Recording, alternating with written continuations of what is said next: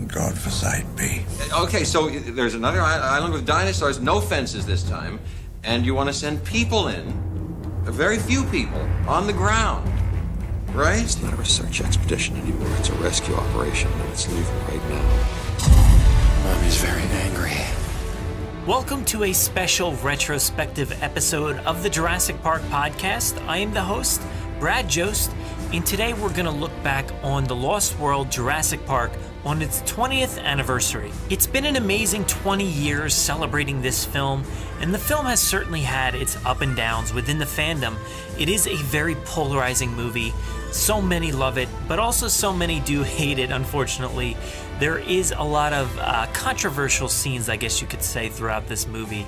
But at the same time, there is so much to love, whether it's the incredible dark tone that differentiated itself from the first film, Jurassic Park, the continuation of the amazing character of Ian Malcolm. You get to see the way he changes as a supporting character into a leading role now, and you can see how much his character has changed over time. You get a multitude of amazing supporting characters, a ton of incredible vehicles introduced in this movie, some of the most iconic imagery in any of the Jurassic Park movies overall, and the boldness to take a Tyrannosaurus Rex into San Diego, onto the mainland, and do something a little bit different for this series, something we haven't exactly done yet, but maybe we'll see again in the future, who knows. But this movie is certainly something special to a lot of people, and today we're gonna bring in a lot of the fans of the movie, and maybe some people that don't like it per se, but I think a lot of people will have some good things to say here today. So let me hand it over to the people who love this movie the most, the fans of the franchise. Let's take a listen. Hi, this is Amy. I saw on your Twitter you wanted to leave some comments about the movie The Lost World. I just wanted to say, as a sequel, first off, I'm a big fan of Jurassic Park, and as a sequel, I think it holds up really well. I really like the movie despite its criticisms. First off, you have a lot more dinosaurs and a lot more scenes with them. Essentially a whole new cast. I felt like everyone did a really good job, and with the plot of the continuation of the idea of a new park, and with like the company of Engine, I thought that was clever how they, instead of trying to build a whole new park on Isla Sorna, they would bring it to California.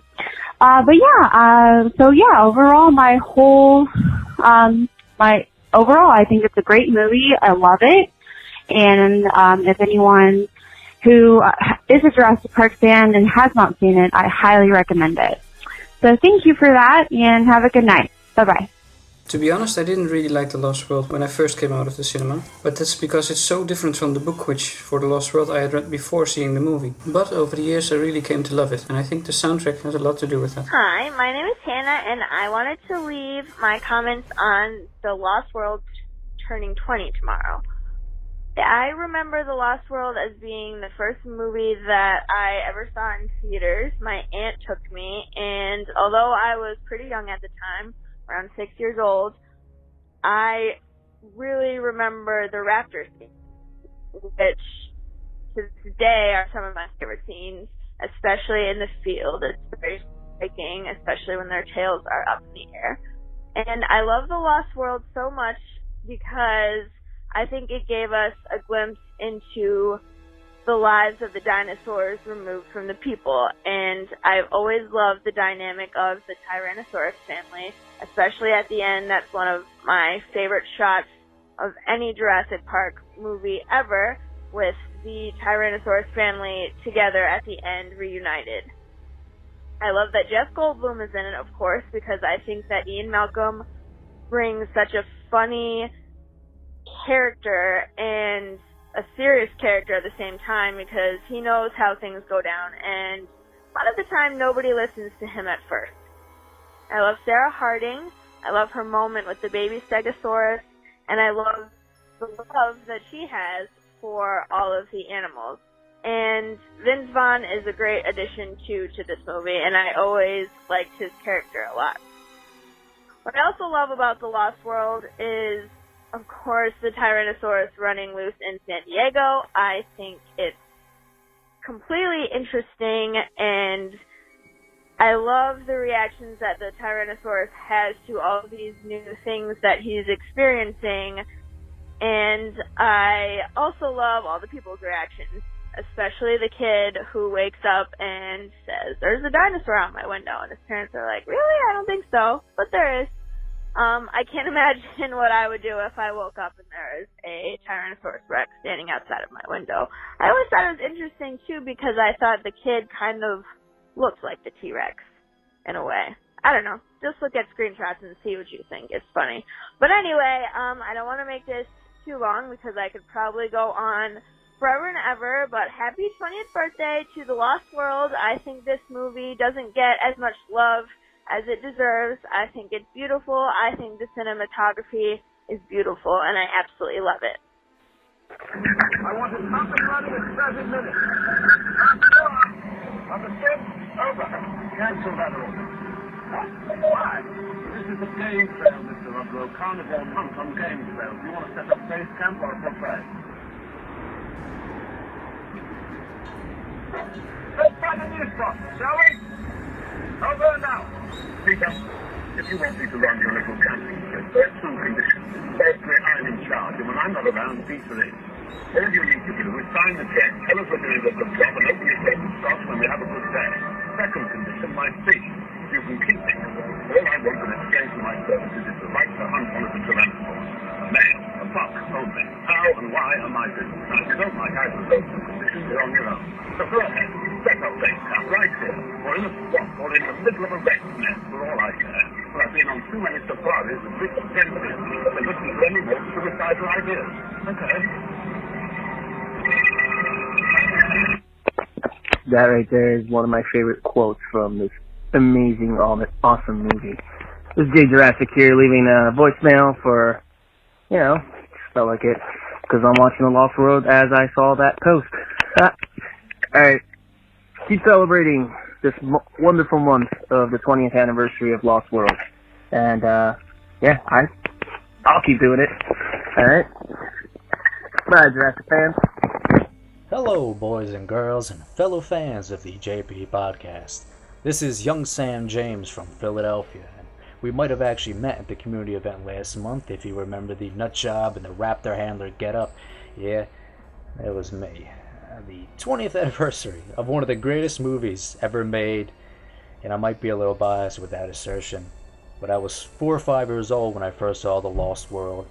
And not only is it one of my favorite movies, but it also holds a little extra weight because it is the first film that I remember seeing in theaters. The sight of the T-Rex on the SS Venture and the roar, the immense sound of that roar in the theater is something that is so ingrained in my brain till this day.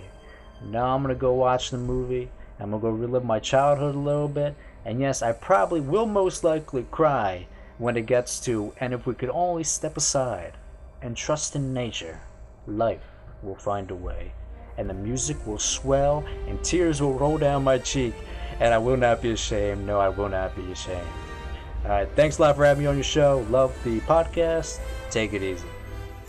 Hey Brad, this is Lonnie Clay. Just wanted to say congratulations on 100 episodes. Probably just finished recording it. Quite a feat, man. Just wanted to thank you for everything you do for the Jurassic Park community. We know everyone appreciates it. Everything you do to celebrate The Lost World is too great, man. Definitely a movie that does not get the appreciation it deserves. Looking forward to 200, and keep it up, man. Thanks. Hi, this is Taylor. I am a writer. You can find me at CE Publishing Ltd. I'm calling in regards to the 20th anniversary of The Lost World. I just wanted to share my experience. The first movie I remember seeing is Jurassic Park, and that was on VHS when I was a little kid. I was too little to go to the theater. But The Lost World, I remember seeing at least a dozen times at the Dollar Theater by my old house, and so it had a big influence on me growing up, and I love everything about that movie. And even when I went to see Jurassic World, my favorite part of that movie is when Blue gets up to come help Rexy fight the I-Rex, and there's that little musical cue from The Lost World.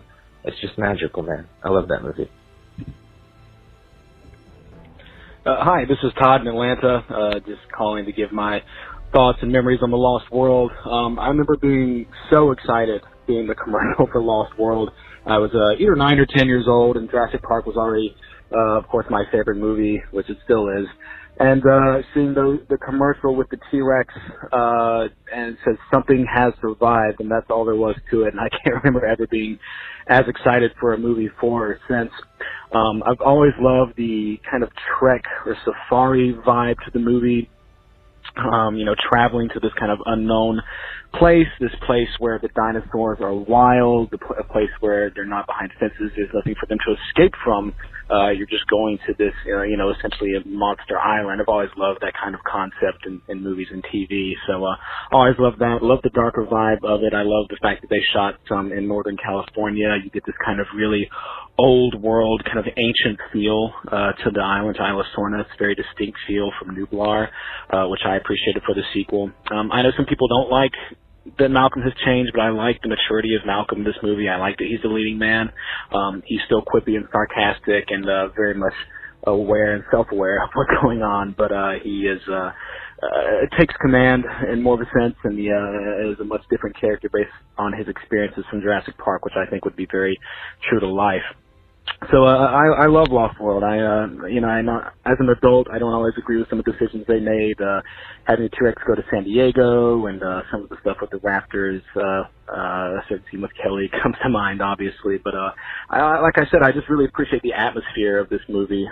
Jurassic Park is obviously my favorite, but I just love that Trek feel. I love the dinosaur roundup wrangling scene. I think is just absolutely inspired. And on a related note, I'm happy to see that might be a continuing kind of vibe with Jurassic World 2, maybe this Trek Safari vibe, rescue mission kind of vibe, so I'm really digging that idea. But anyways, I appreciate it. Thank you so much for having me. Bye-bye. Hey, what's going on? It's Topi from Finland, celebrating the 20th anniversary of The Lost World. This movie really made a huge impact on me, especially the scene with the raptors in the long grass. At the time, I was 7 years old and literally scared to death. But now, in my mid-20s, I can look back and remember how awesome movies can be. Hey guys from the Jurassic Park podcast. My name is Nico and I'm from the Jurassic Park fan forum. It's the biggest forum in Germany, and if you want to find us on Twitter, we are JP_fan_forum. And first of all, I want to thank you guys for a great month I had. I had a really good time listening to your podcast, celebrating my personal Jurassic movie, The Lost World Jurassic Park. In my honest opinion, it's a totally underrated movie, and it should deserve better. It sounds a little bit cheesy, but I love everything about this movie. The style, the story, the dinosaurs, the characters, the soundtrack, hell, even its so-called flaws. Steven Spielberg and Janusz Krasinski did a fantastic job with the more darker tone and these gritty images. It feels so wild, so primeval, because every time when I see the movie, you have always this feeling that there's something behind the corner that wants to kill me. The locations are so cool and so mysterious. The Redwood Forest or the Fern Canyon, they are looking so primeval, so, I don't know, like you're in a Cretaceous period, or in the Jurassic period. I mean, no wonder that Walking with Dinosaurs used the Fern Canyon for their locations, because it has this, the Lost World theme. It feels really like that. It fits really very well. And the more night shots are fantastic. I mean, what's scarier than dinosaurs? Well, dinosaurs in the dark, right? And another great thing is that we have another island where the dinosaurs live in peace and created their own ecosystem with dozens of species and without the fences and everything and interruption of man. Like Malcolm said, life finds a way. And we're seeing so many sides of the dinosaurs. That's a thing that I really love. We have the parenting sides where the animals really care for their young. They're protecting them. We see animals in panic, trying to defend themselves against the hunters. We see them in pain. We see them suffering. Stan Winston and his team did a magnificent job giving us lifelike animatronics again that are so convincing. I was watching The Lost World with my mother on Mother's Day, and when she saw the baby T-Rex laying there and crying for pain and calling its parents, my mother felt so bad for the creature, and she was like, oh my god, this poor creature, it has pain, it's suffering. Oh my god, she felt so sorry for it. And that's the thing. So when we get so emotional about these unreal things, you know that Steven Spielberg and Stan Winston did a good job and the right thing, in my honest opinion. And the CGI, hell, the CGI is even, the CGI looks better than in the first one. It looks so improved. It looks so smoother. The animations looking so fluid, so good. The textures, the rendering, it fits very well. And the blend between the animatronics and the CGI is also one beautiful thing. Best example is when the T-Rex parents are snatching Eddie, and there's one shot where they're picking him up, and in the other shot you see the CG animals, and this is such a great blend. And great job, ILM, very well done, and thanks to Dennis Muren and his team, thank you guys. Let's go to the dinosaurs. In the first one we had one T-Rex, of course, and now how can they top one T-Rex? Well, we don't have one T-Rex, we don't have two T-Rex, actually they have 3 of them, inclusive one cute baby T-Rex. It's fantastic. It really is. It is totally fantastic. And my favorite T-Rex, my absolute favorite T-Rex is the buck. And another thing, when I was a kid, I was totally freaked out because the animal was green. and green is my favorite color. And when I saw a green T-Rex, I was really freaked out. I love it. I was totally blown away. And till this day, I love it. And I love how this movie gave the Green Rex more screen time and a bigger role, because in Jurassic Park the female had its screen time, and now in The Lost World we have the male ones, and it's really fantastic. Really, that's why it's also a thing why I love this movie. And and then of course we got the Velociraptors. The raptors gave me always the creeps. In Jurassic Park, the big one was always some kind of sociopath. But in The Lost World, they were total psychos. The long grass scene. The long grass scene is one classic scene. When Malcolm and the others found RJ's backpack, you can hear his screams in the background. And in a disturbed way, it gives me some kind of chills. I don't know, because this is like his great death scene, when Malcolm and the others, they go and Ian is looking like really, really terrified, and you hear the screams, and Ian is like in shock, and he's just running for his life. It's just really a powerful moment.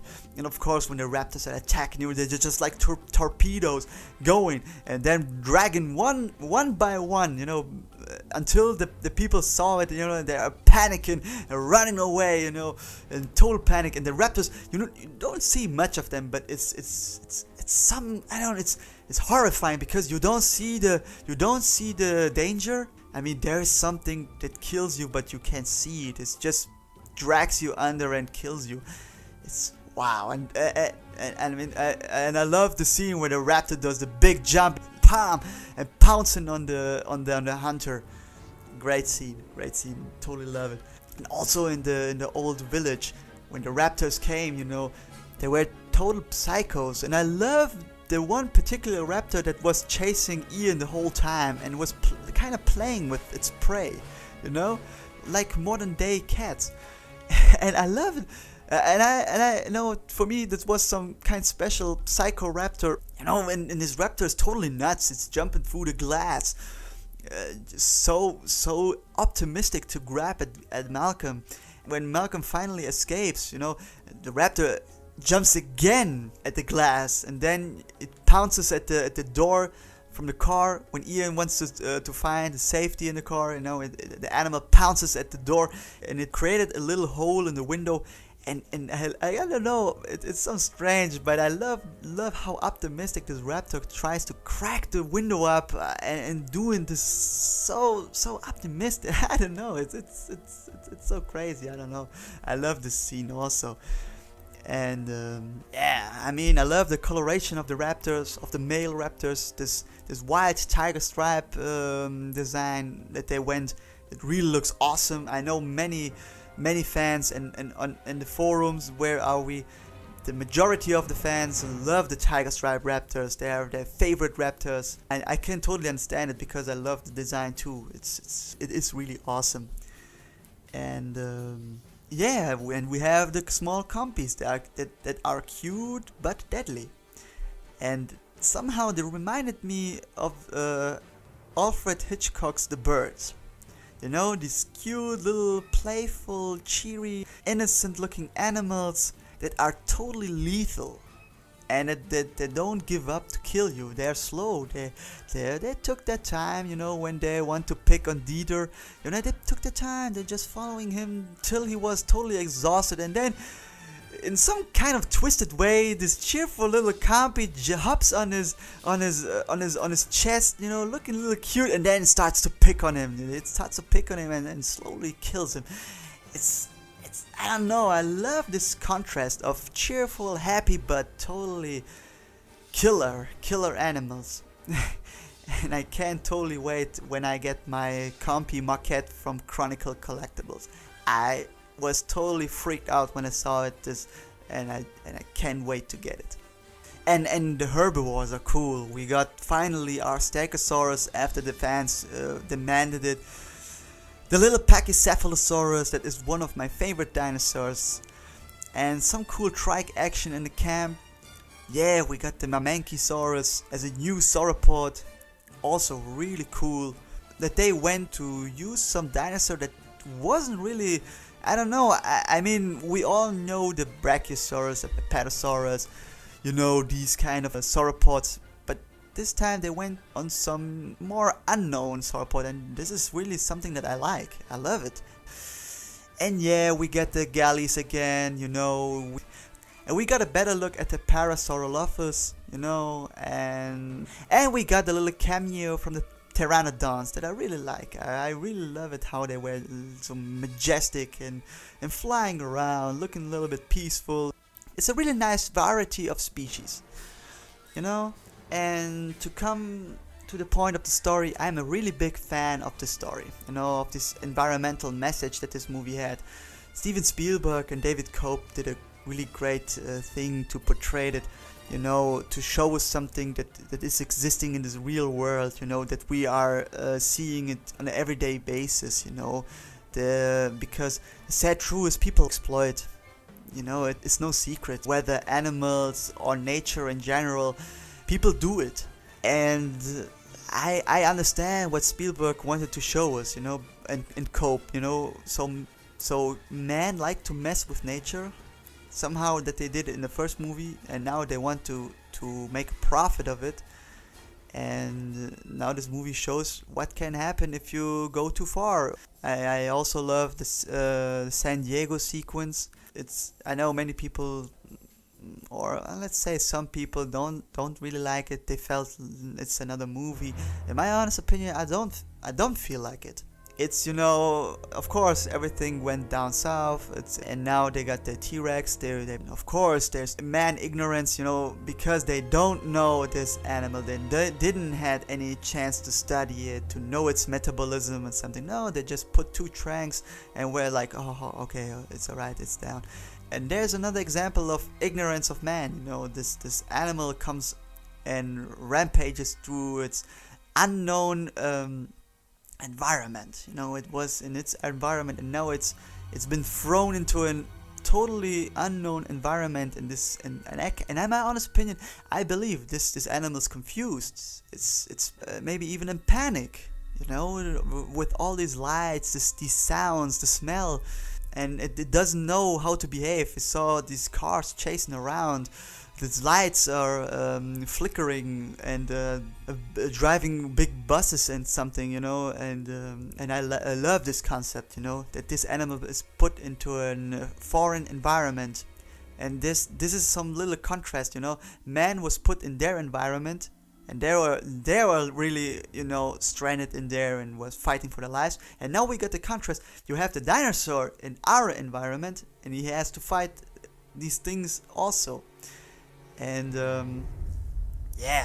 great sequence. I love the story, and to go a little bit on the characters, I also love Ian Malcolm back in the movie. I loved him in the first one, and I am a little Ian Malcolm fanboy, and even when I was a little, I don't know why, I could always identify myself with him. I don't know why, maybe it's the black hair or something. I don't know, and I totally love it when I saw that he has his own movie. He's the lead role, and I was like, yes. And we have a real serious Malcolm. He looks washed up. He looks serious, kind of depressed even, And I mean, I also understand many fans don't like him because he's more serious. He isn't as cool and sassy as he was in the first one. But I can understand it. This man lost everything. He lost his reputation. He lost his job. He's branded as some lunatic. People make fun of him. And then he got an invitation of the man who ruined his life. But in my honest opinion, he didn't lose his cool. I mean, he's more of a father figure now with Kelly, but he didn't lost his cool. He always has a wise word, crack a joke, put some sarcasm in here, and always his jokes are working every time. I know when I'm watching the movie alone or with friends or family, they always laugh when Ian is saying some sarcastic or funny thing, because it works every time. I love his humor, and of course the other characters are cool. I mean, I like Sarah Harding as this independent like girlfriend from Ian, who's don't afraid. She's curious. She goes her way. I mean, she was even there 3 days ahead. So I guess she saw something of the island, but she's brave. I like it. I really like it. I mean.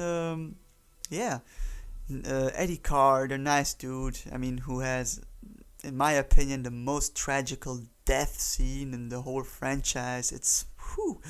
I mean, I mean, when I see the movie and with family and so, and when they see how heroic Eddie doing the stuff, and then when T-Rex came and they were like, oh no, you got to be kidding me. How nature thanked him? Well, the T-Rex parents ate him. I mean, this is so dark and great thing. And I think Eddie will be forever remembered for his heroic actions and his big sacrifice that he gave. And like Malcolm says, so show a little bit of respect when we talk about this man. Yeah, Nick Venone. I know it's one of the most controversial figures, and let me be honest, I am on his side. Easy, because Nick has some good intentions. Because Nick, I mean, listen to the part when the gatherers and the hunters are discussing, and arguing who has right, and Nick says, so we came to document, and you just want to strip mine this place. This is the whole key of the film, and this is what I like. So he just remember us. We just came here to look and to document, to study the animals. And you just want to come here and make profit of it, And then you got the arrogant Ludlow who just saying, so no, we just made the animals and we have the right. And I know many people saying like, yeah, they are right because they made them. But let's put a little bit ethic here. Do they really have the right? Do they really have it? I mean, think about it. The animals live there. I mean, they abandoned them for 4 years. So after the hurricane happened, so the animals established their own ecosystem. They lived there in peace, have their own lives, managed everything. And now you come back and want to pull them out of this environment that they created? Do you really have the right to do this? I read some quotes from a philosopher and ecologist named Aldo Leopold. He is also thinking the same like Nick is thinking, that we should respect the animals, and I believe, and if he would be still alive, I'm totally sure that he would be on Nick's side, because respect nature. It doesn't matter if you created them. So that is a bigger thing. So you created it, so you have the responsibility.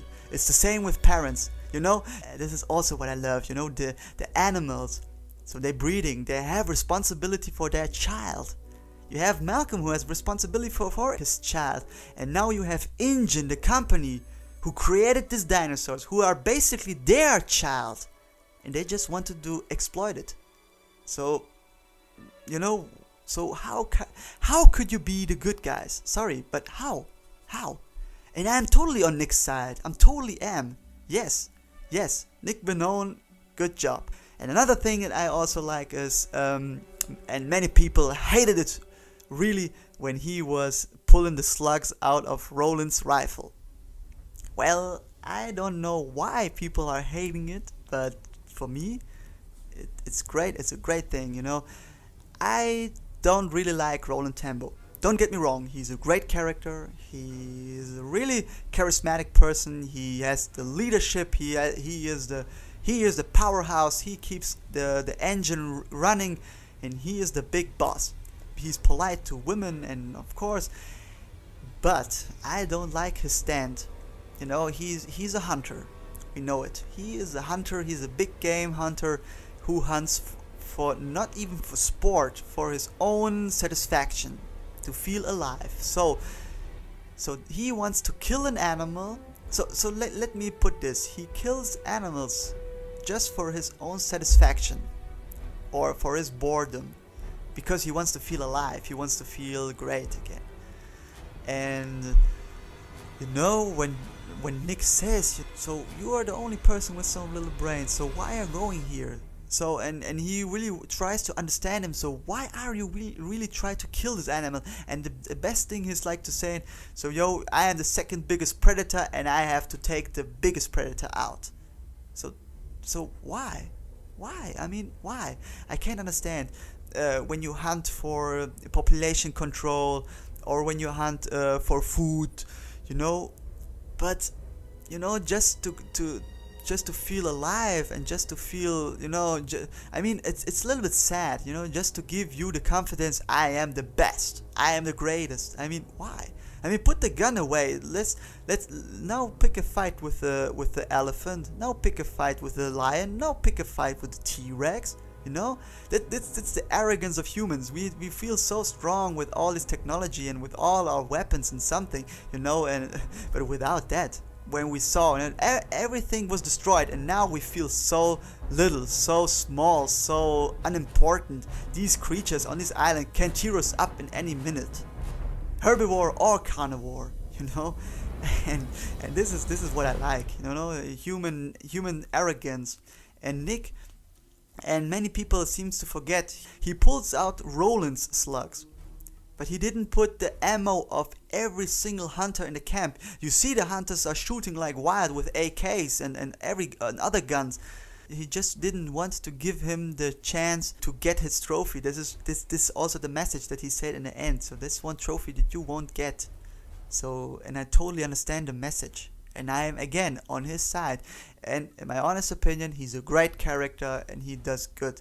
I know he carried the poor baby T-Rex and put everybody like in danger, but the good guys doing some flaws. So they didn't know the T-Rex was so parental and for the search for that child. They didn't knew that, So even they have flaws. They aren't perfect, Nick did a mistake, yeah, but he did it.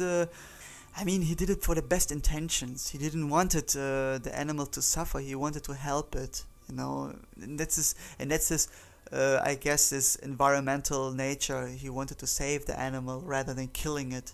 Repair what is broken, some kind of things, you know. Or Sarah, I mean, my God, she's wandering for quite few days on a jungle with the jacket, and she looks so exhausted that she didn't have in mind like putting the jacket off. So, and also Roland Tembo knew it.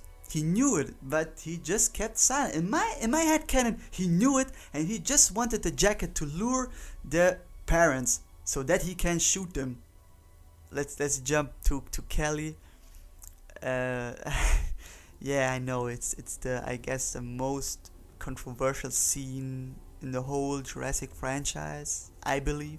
I don't know. Me personally, I don't have any problems with it. Kelly Malcolm did gymnastics for some times. I don't know how long, I guess some years she did train it. And so she knew what she was doing, you know? I know it might look cheesy. For me personally, what it would be really cheesy is if Kelly never did these things, you know, and all of a sudden she's like, oh my God, I have to save my dad. I'm gonna flip it like hell and then kick the animal. And then Malcolm would go and say, how did you do this? I mean, she knew what she's done. I mean, this is the same with Lex. I mean, Lex is the computer genius, and she knows her stuff. She's a hacker. She's doing it at home.